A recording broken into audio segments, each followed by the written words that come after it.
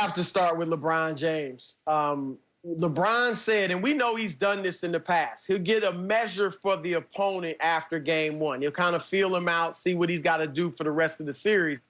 And after game one, when he came out and talked about how the speed that the Rockets play with, how fast they play, how you have to adjust to it, I think he took inventory. And I think he figured out how he has to pace himself throughout the rest of this series, because not only does he have to deliver offensively, and especially in the fourth quarter, but defensively, he's doing a lot of defense on James Harden. He's done a really good job on Harden, so that's a responsibility. Has to make sure he's fresh for it.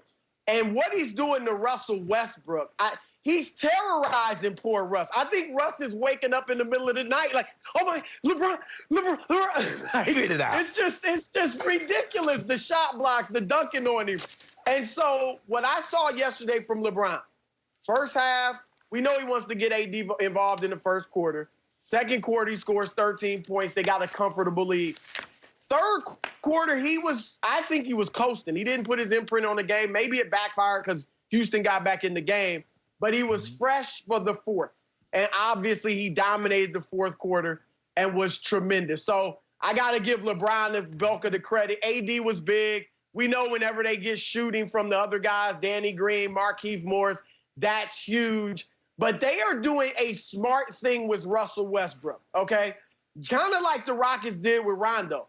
They're laying off of him and giving him the three. Yeah. Okay, if you get up on him, he'll drive around you, and he's more effective in the mid-range or at the hoop, we know. But they're just giving him the three, and he is too prideful not to take it. So he was 1 for 7 from three. Russ has not shot 7 3-pointers since Christmas Day. And if he continues to do that, he's going to play into the Lakers' hands. I think he'll adjust, but that was a smart move yesterday. We'll see how much Russ plays into it the rest of the series. But I think those are the reasons that the Lakers even this thing up. Go ahead. I know you chomping it a bit. Go ahead. No, you should. No, go ahead. No, I know you chomping. I need you to glow. I don't like glow. I need you to make LeBron overconfident. No. That was the biggest bunch of LeBron hero worship I've ever heard on this show. I couldn't even believe what I was hearing. Skip, LeBron played well, and as Chris mentioned, you have to figure it out. And yes, they are small, but they play at a breakneck pace because they're small, they can't afford to get involved into a half-court set when you have bigs. Because Could I interrupt real quick? Yes. What did I tell you as I made my prediction on Friday that the Rockets would win game one?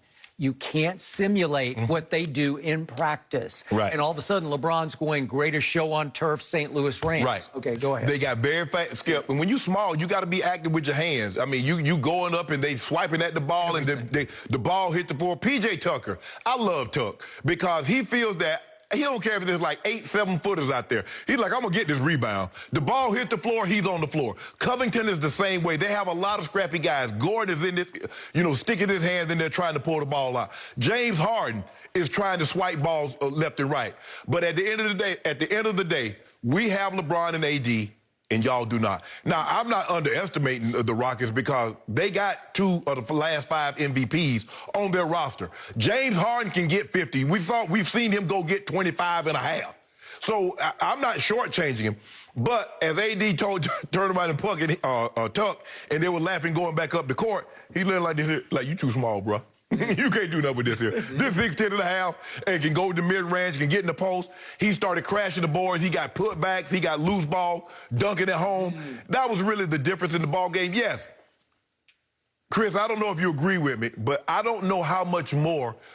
JaVale did hurt his ankle, but I don't know how much more we're going to see of JaVale and Dwight because this is really not a series for a true 5. This is a series for a hybrid. AD can be that hybrid. And you're going to probably see more Keith Morris, more Kyle Kuzma in the lineups than you're going to see JaVale McGee and Dwight Howard. But LeBron... I thought the Lakers just did what Lakers do. No. Do what we do. No, we do. No? We'll talk about this a little later. We have the arsenal. We have the versatility to play a lot of different ways. Really? But the one way we can play that nobody else can is old Goat James. He was doing goldish thing in AD. Too small Tuck. Yeah, you saw it. So I need some help here. Okay, let me help you. I saw a very different game than you guys saw. I saw the Lakers just explode out to a 42-21 lead early in the second quarter. Yep. Thanks in large part to Markieff Morris. It wasn't even Marcus Morris, who plays for the Clippers, the better of the twins. No. Y'all got the evil twin. We got the good twin. He is the evil twin in a good way. But Markieff Morris made 4 3-point shots. Are you going to count on that in game 3, 4, and 5? I think not. So from that moment on, 42-21 Lakers. Would you believe the Lakers gave up a 64-38 run? LeBron was dominating. AD, as Shannon told me, he was unbelievable. Unbelievable. 64-38 was the run from Rockets down 21 to Rockets up 5 late in the third quarter. Who gives up a run like that? What great team gives up a run like that? Well, Skip, they just don't. But Skip, when they get hot from the 3, you remember?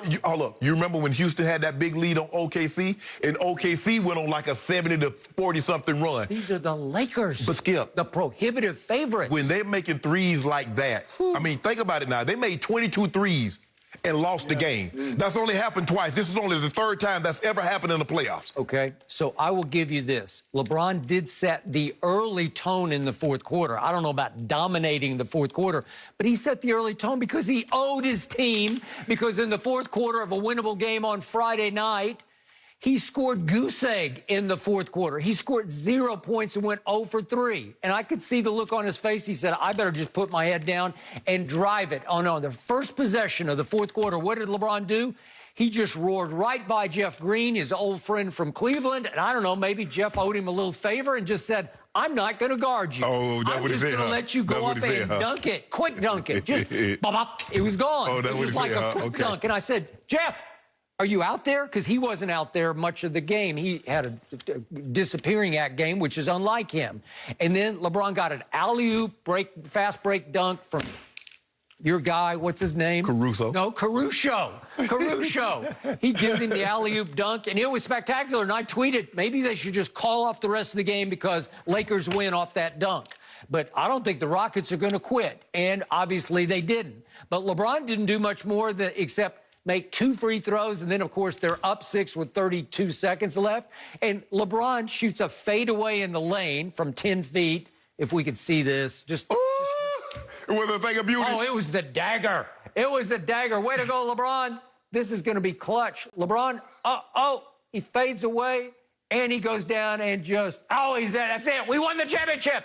We won the championship. Is that clutch? Yes. You're up 6. That made you up 8 with 30 seconds left. Is it a game you're going to lose? Stop it. Hey, Chris. Just stop it. Hey, Chris. I don't know if you remember this, but I remember a team being up 5 with 20 seconds on the clock. Yeah. And something happened. Ray Allen making the greatest clutch shot ever to save LeBron's legacy. How you know I was talking about that game? Now, back to the scene of the crime. Russell Westbrook was why the Lakers won the game last